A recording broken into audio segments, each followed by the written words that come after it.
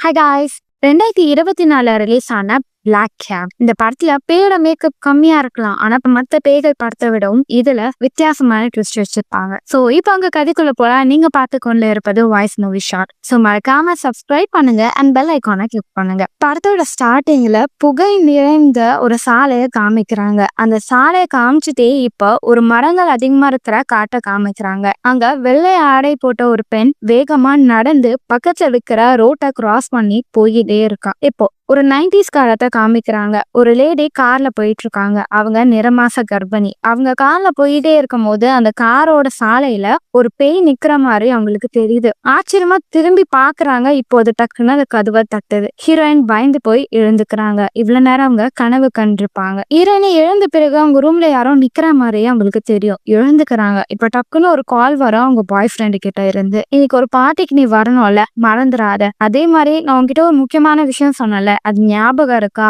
அதை நம்ம பண்ணலாமா அப்படின்னு கேட்க, இல்ல எனக்கு கொஞ்சம் டைம் வேணும் அப்படின்றத ஹீரோயின் சொல்லிட்டு பிரஷ் பண்ண போறாங்க. அப்போ டேபிள்ல ஒரு மோதிரம் இருக்கு. அது அவங்க என்கேஜ்மெண்ட் ரிங். அதை அவங்க போடுறாங்க. ஆனா அவங்களுக்கு ஒரு தயக்கம் இருக்கு. அதை எடுத்து வச்சிடுறாங்க. இப்ப கிளம்பி பார்ட்டிக்கு போறாங்க. அங்க 4 பேர் இருப்பாங்க. ஹீரோயின், அவங்க பாய் ஃப்ரெண்ட், அவங்க ஃப்ரெண்டோட பாய் ஃப்ரெண்ட், 4 பேரும் சேர்ந்து பேசிட்டு இருப்பாங்க. அப்போ ஹீரோனியோட பாய் ஃப்ரெண்ட் கொஞ்சம் கிரிப்பியான ஆளு. அவர் ஒரு கதையை சொல்லுவாரு. ஒர்க் முடிச்ச ஒரு பொண்ணு லேட்டா கார் எடுத்துட்டா வீட்டுக்கு போயிட்டு ஒரு நடமாட்டமும் இல்லாத அந்த சாலையில ஒண்ணு போயிட்டே இருக்கும் போது அந்த பொண்ணு பின்னாடி ஒரு கார் ஃபாலோ பண்ணிட்டே வந்தது. அவருக்கும் பயந்து போயிட்டா. வேகமா காரை ஓட்ட ஆரம்பிச்சா. அவளோட ஃப்ரெண்டுக்கும் கால் பண்ணி இந்த விஷயத்த சொன்னா. அவங்க, நாங்க வெயிட் பண்றேம்மா, யாரா இருந்தாலும் பாத்துக்கலாம் அப்படின்னு சொன்னாங்க. அந்த பொண்ணு காரை ஓட்டிட்டே போனா. பக்கத்துல அந்த பெட்ரோல் பங்க் கிட்ட நிறுத்தினா. அவ ஃப்ரெண்டும் இருந்தாங்க. திரும்பி பார்த்தாங்க. அந்த கார் தூரமாவே நின்னுடுச்சு. அவ்வளவுதான். இதுக்கதை இந்த பிரச்சனை இருக்காதுன்னு நினைச்சாங்க. ஆனா அந்த காருக்குள்ள இருந்த ஒரு நபர்கள் வந்து இவங்க 2 பேரையும் மர்டர் பண்ணிட்டாங்கன்னு சொல்ல,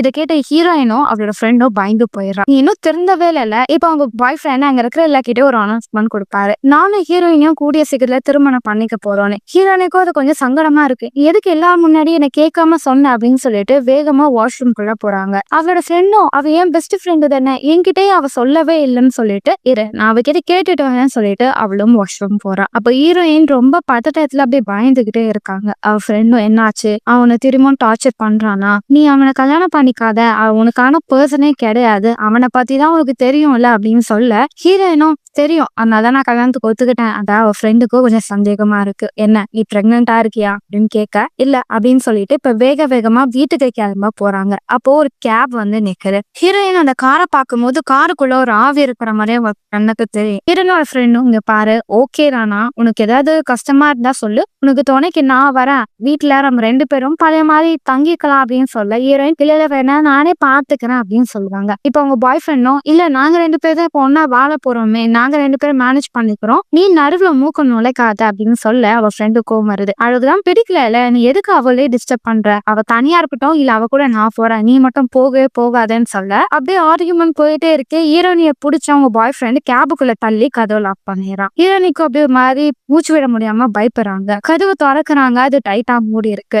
தட்டுறாங்க. அவங்க பாய் ஃப்ரெண்ட், எதுக்கு பயப்படுற நீ அப்படின்னு சொல்லி, உன் ஃப்ரெண்ட் இதுல இன்வால்வ் பண்ண வேணாம்னு சொல்லு, நான் நீ வீட்டுக்கு போறோம் அப்படின்னு சொல்லிட்டு கேப் ஓட்டுறவங்கள வண்டி எடுங்கன்னு சொல்றாங்க. ஆனா ஹீரோனோட ஃப்ரெண்டும், இல்ல நீ அவளை ஃபோர்ஸ் பண்ணாத அப்படின்னு சொல்லி கதவை தட்டுறாங்க. பார்த்தா வெளியிருந்து காருக்குள்ள யாரு காண்றதே தெரியாது. இப்ப டிரைவரும் காரை ஓட்ட ஆரம்பிச்சிடுறாங்க. ஹீரோனி கிட்ட அவங்க பாய் ஃப்ரெண்டும், ஏன் உன் ஃப்ரெண்டு தேவையில்லாத விஷயத்துல இன்வால்வ் ஆகுறா, அவளை பார்த்தாலே எனக்கு கோவம் வருது, நீ கல்யாணத்துக்கு ஒத்துக்கிட்ட தானே, இப்ப எதுக்கு வினோதமா நீ ஆக்ட் பண்ற அப்படின்னு சொல்லிட்டே இருக்க. ஹீரோயினும், என்ன வீட்டுல விட்டுருங்க அப்படின்றத சொல்றான். அப்ப உங்க பாய் ஃப்ரெண்டும், எதுக்கு ஒரு ரியாக்ட் பண்ற, நமக்கு தான் கல்யாணம் ஆக போகுதுல, எதுக்கு நான் அவாய்ட் பண்றேன், நான் ஆல்ரெடி சொன்னல நான் மாறிட்டேன்னு, நீ ஏன் நம்ப மாட்டேன்னு சொல்லி பேசிட்டே இருக்க. டிரைவரும் பாக்குறாரு. மேம், இவர் உங்க கூட வர உங்களுக்கு பிடிக்கலன்னா சொல்லுங்க, இவரை நான் வேற கேப்ல ஏத்தி விட்டு உங்களை நான் வீட்டுக்கு கூட்டிட்டு போறேன் அப்படின்னு சொல்ல அவங்க பாய் ஃப்ரெண்ட் கோவம் வருது. இங்க பார், உனக்கு நான் பே பண்றேன் எக்ஸ்ட்ரா, நான் சொல்றதை மட்டும் நீ செய், நீ காரை ஓட்டிட்டு போ நிக்காம அப்படின்னு சொல்லி ஆர்டர் போடுறாரு. இப்ப அந்த கார் டிரைவ் பண்றாரும்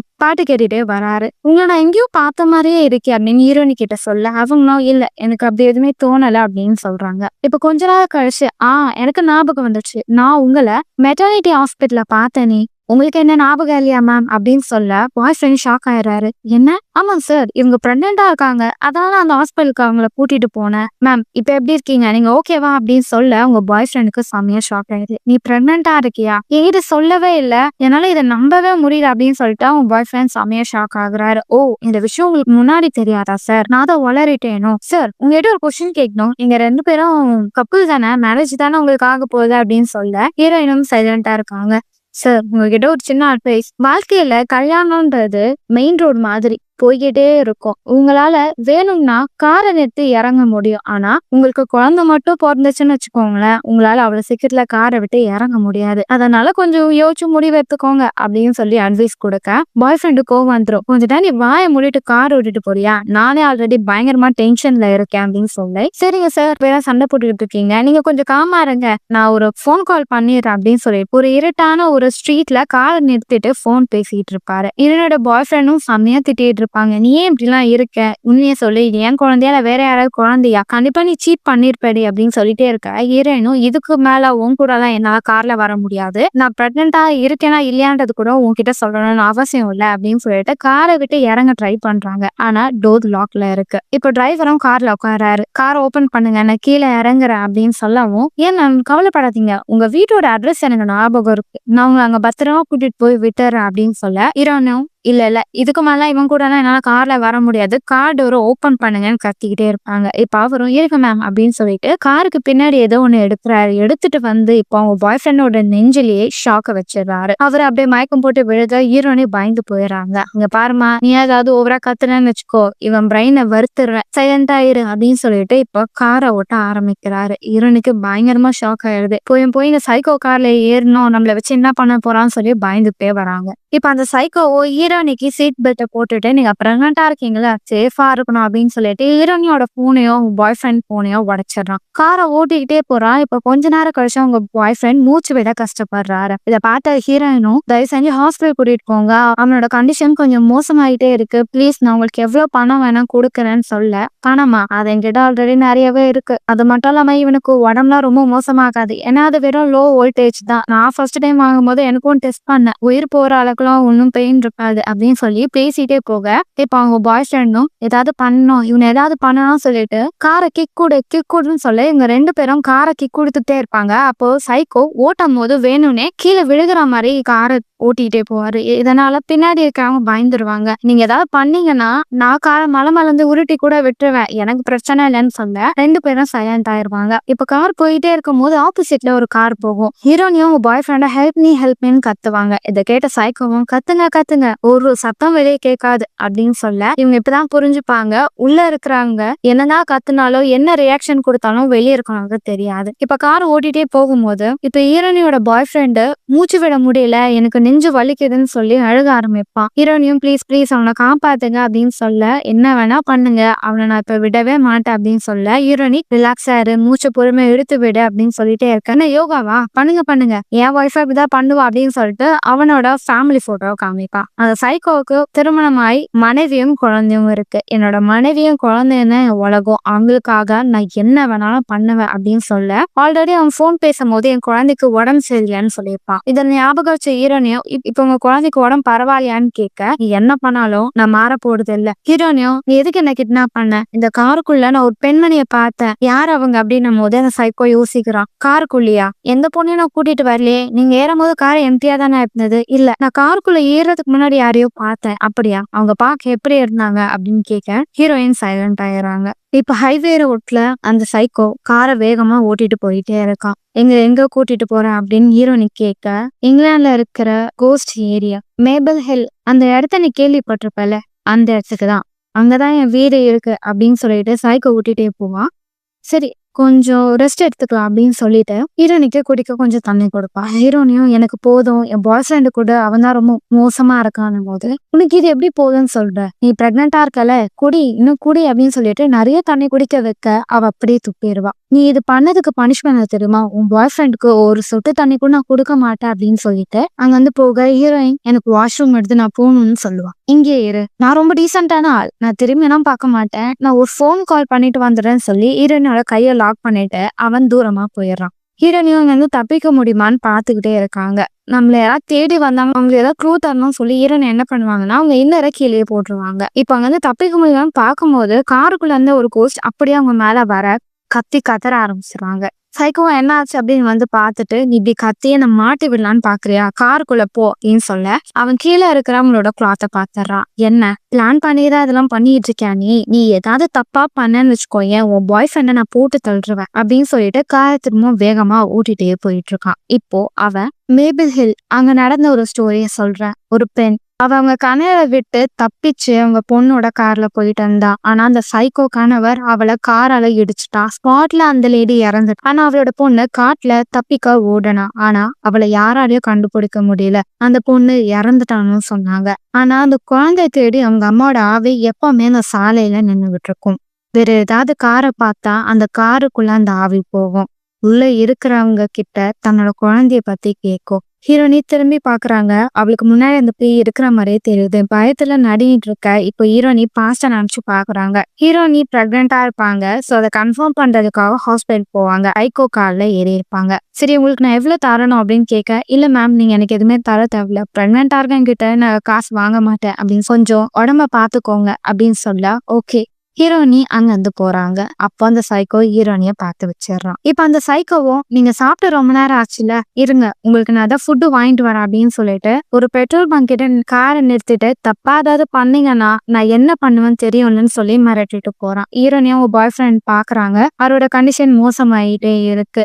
ஹீரோனியும் இங்க இருந்து நம்ம எப்படியா தப்பிக்கணும், சீக்கிரமா இங்க இருந்து போகணும் அப்படின்னு சொல்லும் போது, நீ எப்பவுமே நான் நம்ப மாட்டேன்ல, அதனாலதான் கல்யாணத்துக்கு கூட கொஞ்சம் யோசிச்சுட்டே இருந்த, எதுக்கு உனக்கு என்ன பிடிக்க மாட்டேங்குது அப்படின்னு சொல்லி அவங்க பாய் ஃப்ரெண்ட் கேட்க, என் ஃப்ரெண்டு உன்னை பத்தி எல்லாத்தையும் என்கிட்ட சொல்லிட்டா அப்படின்றத அவ சொல்லுவா. எதை பத்தி? நீ வேற ஒரு பொண்ணு கூட இருக்கிற விஷயத்த அவன் என்கிட்ட சொன்னா, என்கிட்ட எதையும் மறைக்கணும்னு இதுக்கு அடுத்து நினைக்காத அப்படின்னு சொல்ல, நீ நினைக்கிறது கிடையாது, பக்கத்து அபார்ட்மெண்ட்ல இருக்கிறவங்க தான் அப்படின்னு சொல்லி பேசிட்டே இருக்க.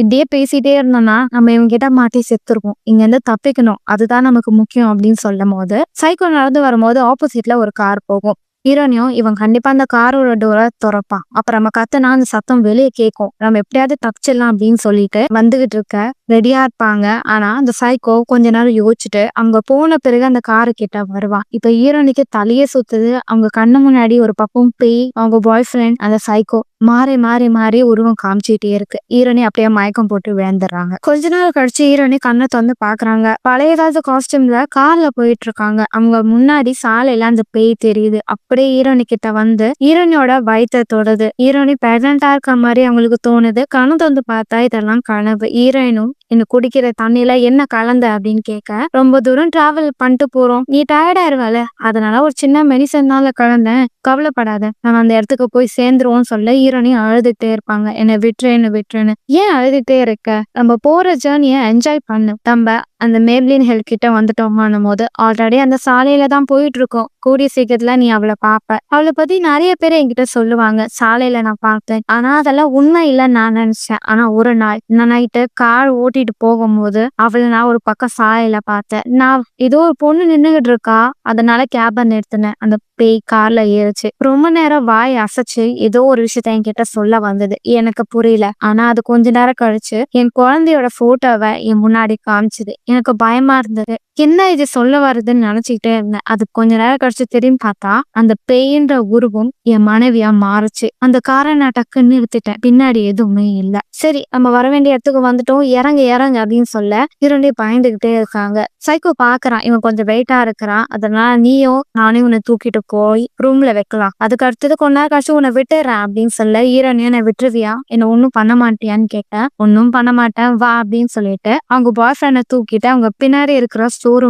வைக்கிறாங்க. அந்த இடத்த லாக் பண்றான். நான் இங்கதான் தங்கிட்டு இருக்கேன், இந்த இடத்தோட ரெண்ட் கம்மி தான், ஆனா தண்ணி பிரச்சனை மட்டும் இருக்கும் அப்படின்னு சொல்லிட்டு இப்போ ஒரு தலைக்காணி எடுக்கிறான். அவங்க பாய் ஃப்ரெண்ட் கிட்ட போறான். ஹீரோனி பயப்படுறாங்க. கடைசியில கழுத்து வலிக்கும் அவனுக்கு, அதனால தலைக்காணி அப்படின்னு சொல்ல, ஹீரோனி நின்னுட்டே இருக்காங்க. உட்காரு, உன்கிட்ட என்னன்னு ஒரு விஷயமா சொல்லணும். நைட்டு நான் பேய் பார்த்த விஷயத்த என் மனைவி கிட்ட சொன்னேன், ஆனா அவ சுத்தமா நம்பல. அவளை பொறுத்த வரைக்கும் நான் நைட்டு வேலை பார்க்காம வெளியே ஊர் சுத்திக்கிட்டு இருக்கேன்னு அவ நினைச்சா. அவன் நான் சொல்றது கொஞ்சம் கூட கேட்கல. அன்னைக்கு நைட்டு எங்க 2 பேருக்கும் பயங்கர சண்டை வந்தது. நான் நைட் தூங்கிட்டே இருக்கும்போது குழந்தையோட ரூம்ல யாரோ இருக்கிற மாதிரி எனக்கு தெரிஞ்சது. நான் போய் பார்த்தேன். பார்த்தேன். என் குழந்தை இருக்கிற அந்த ரூம்ல அந்த பேய் என்னை தொடர்ந்து என் குழந்தைய தூக்க வந்தது. எனக்கு வேற வழி தெரியல.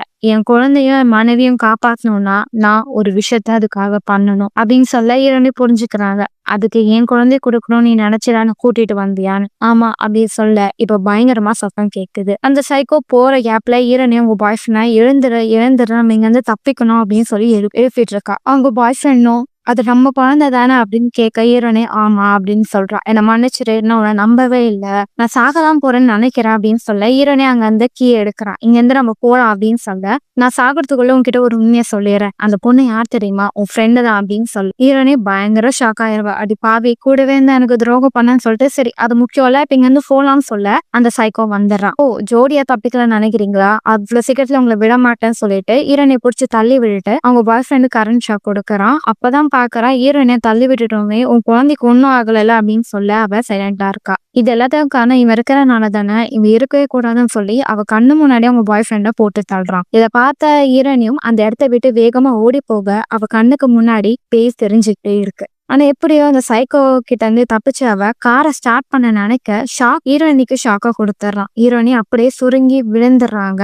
எனக்கு முக்கியமே உன் குழந்தைதான், நான் கொடுத்த ஷாக்ல கண்டிப்பா உன் குழந்தை செத்து இருக்கும், இதுக்கடுத்த நீ எனக்கு தேவையில்லை, யூஸ்லெஸ், உன்னே அவனே புதைச்சிடுறேன், அப்பதான் அது யாருக்கும் தெரியாதுன்னு சொல்லி ஹீரோனிய தூக்க ஹீரோனி இல்ல நான் உயிரோட தான் இருக்கேன், என் குழந்தைய உயிரோட தான் இருக்கு, நான் வேணா அந்த பேய் கிட்ட கூட்டிட்டு போ அப்படின்னு சொல்ல ஹீரோனிய கார்ல வச்சுட்டு அவன் கூட்டிட்டு போறான். அப்போ அந்த சைக்கோ என்ன சொல்றான்னா, நான் உன்கிட்ட முன்னாடி சொன்னது ஏமே போய், இந்த உலகத்தை நம்ம யார் அதிகமா நம்புறோமோ அவங்க தான் நம்மள அதிகமா ஏமாத்துவாங்க, அப்படிதான் என் மனைவி என்ன பண்ணா, அந்த குழந்தை என் குழந்தையே கிடையாது, நான் எப்பவுமே நைட் டியூட்டில டாக்ஸி ஓட்டிக்கிட்டு இருப்பேன், அப்ப எனக்கு குழந்தை பிறந்தது, இது கேட்க நம்புற மாதிரி இருக்கு, அது என் குழந்தைலேன்னு எனக்கு தெரிஞ்சது, என்னை சீட் பண்ணது என் மனைவி தான், ஆனா அவ மேல கோவத்தை விடவும் எனக்கு அந்த குழந்தைய பார்க்கதான் அதிகமா கோவமா இருந்தது. ஒரு நாள் இந்த குழந்தைய கொல்லணும்னு சொல்லிட்டு நான் போனேன், ஆனா எனக்குள்ளேயே ஒரு தயக்கம் இருந்தது, நான் இருந்தா அந்த குழந்தைய கொலை பண்றேன்னு சொல்லிட்டு காரை எடுத்துட்டு அன்னைக்கே ஓட்டிட்டு போனேன். அப்பதான் அந்த பேய பார்த்தேன். அந்த பேய் என் மூளைக்குள்ள இருக்கிற விஷயத்த தெரிஞ்சுக்கிச்சு, அதாவது பிளாக்மெயில் பண்ண ஆரம்பிச்சது. என் குழந்தைய மனைவியும் அது கொலை பண்ணாம இருக்கணும்னா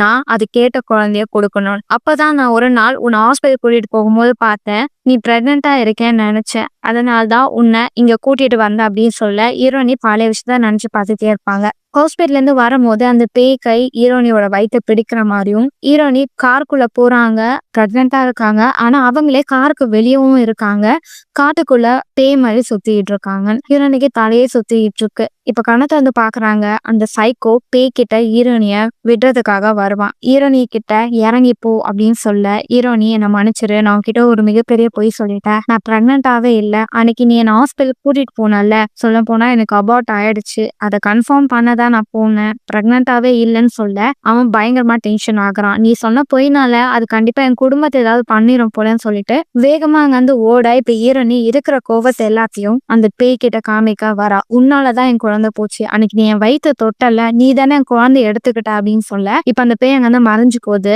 சிரிக்கிற சத்தம் கேட்கறனால ஹீரோயின் அந்த காட்டு பக்கம் வேகமா ஓடிக்கிட்டே இருக்கா. இப்ப கொஞ்ச நேரம் கழிச்சு இந்த சைக்கோ காமிக்கிறாங்க, அவன் நடந்து போயிட்டே இருக்கும் போது பின்னாடி வெளிச்சம் வருது, யாரோ கார் ஓட்டவங்க வந்திருக்காங்கன்னு திரும்பி பார்த்தா அவனோட கார் தான் அங்க ஆளே இல்லாம வந்திருக்கும். காரை எடுத்துட்டு அவன் திரும்பவும் ஓட்டிட்டே போறான். அப்போ உங்க மனைவி கிட்ட இருந்து போன் வருது. எப்பவுமே மனைவி கிட்ட இருந்து போன் வராது, மிகப்பெரிய சண்டையில அவங்க பிரிஞ்சிருப்பாங்க. திரும்பவும் கால் வந்த உடனே சந்தோஷத்துல போனை ஆன் பண்ண இப்போ ஹீரோனி காட்டுபடியே ஓடி வந்து இந்த கார்ல இடிச்சு கீழே விழுந்துடுறா. ஐயோ இவ்வளவு நம்ம சாகடிச்சிட்டோமா அப்படின்னு சொல்லி காருக்கு முன்னாடி வந்து பார்த்தா அங்க யாருமே இருக்க மாட்டாங்க. நல்ல வேலை யாருமே இல்லை அப்படின்னு சொல்லிட்டு சந்தோஷத்துல கார் அப்படியே ஓட்டிட்டு போக காருக்கு பின்னாடி ஆவியா இருக்கிறது ஹீரோயின். இதோட இந்த படத்தை முடிக்கிறாங்க. படத்தோட எண்டு கொஞ்சம் வித்தியாசமா இருந்திருக்கும். சில பேர் என்னடா இது ஒரு பேய் கதையான்னு நினைச்சிட்டீங்க, ஆனா இது கொஞ்சம் வித்தியாசமான ஹாரர் மூவியா எடுத்திருப்பாங்க. இந்த படத்தோட எண்டுல என்னதான் சொல்ல வராங்கன்றத என்னோட புரிதல்ல உங்களுக்கு நான் சொல்றேன். ஒண்ணு, ஹீரோயின் காட்டுல அந்த பேயை தேடி ஓடும் போது அந்த பேய் இருக்கிற கோவத்தினால ஹீரோனியா மர்டர் பண்ணிருக்கும், இல்லைன்னா இது ஒரு லூப் ஸ்டோரி மாதிரி இருந்திருக்கலாம். ஏன்னா 19 காலத்துல ஹீரோனி மாதிரி ஒரு லேடி தான் அந்த கார்ல போயிருந்தாங்க. சோ முன்னாடி ஹீரோனியே தான் அந்த கேரக்டராவே இருந்திருப்பாங்க. திரும்பவும் அவங்களே சாகுற மாதிரியும் அவங்க குழந்தை இழந்த மாதிரியும் அந்த விஷயங்கள் அவங்களுக்கு தொடர்ந்து அவங்களுக்கே தெரியாம நடந்திருக்கலாம். கார்ல ஹீரோனி ஏறதுக்கு 2 விதம் காரணம் இருக்கும். ஒண்ணு, முன்னாடி எப்படி அந்த பேய் சைக்கோவை அதுக்கு தோன்ற விஷயத்தெல்லாம் பண்ண வச்சுதோ அதே மாதிரி இப்ப ஹீரோனி பண்ணுவாங்க. இல்லனா எப்படி என்ன கூட்டிட்டு வந்து சாகடிச்சியோ அதே மாதிரி உன் குடும்பத்தையே நான் பண்ண போறேன்னு சொல்லி பழிவாங்க கூட சைக்கோட காருக்குள்ள ஏறி இருக்கலாம். முடிவு என்னன்னு உங்களுக்கு ஏத்த மாதிரி நீங்க மாத்திக்கோங்க. சோ அடுத்த ஒரு சுவாரஸ்யமான படத்தை நான் உங்களை சந்திக்க வரேன். Until then, bye bye.